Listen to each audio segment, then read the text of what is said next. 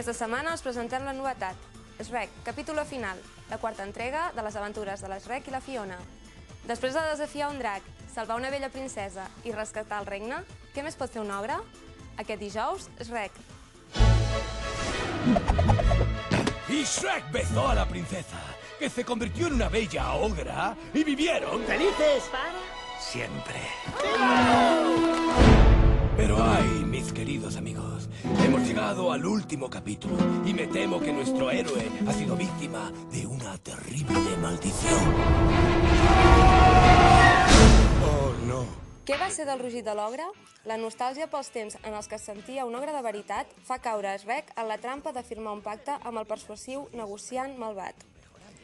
De cop, Shrek es troba en una versió alternativa i retorçada de molt llunyà, on els ogres són perseguits. Rumpelstiltskin és el rei, i Shrek i Fiona mai s'han conegut. Per això, la missió de Shrek és desfer tot el que ha fet amb l'esperança de salvar els seus amics, restablir el seu món i recuperar el seu verdader i únic amor. Me he abandonado un poquillo, pero tengo toda la leche y los ratones que quiero y más. Luego le cazo. DreamWorks presenta Shrek Felices para Siempre, el capítulo final, en 3D. Verano de 2010. Recordeu, aquest dijous, Shrek, capítol final, amb Oficines Sucre, en català o castellà 3D. Podeu aconseguir les entrades a la guixeta dels cinemes, al caixer automàtic o a la web sucrecines.com.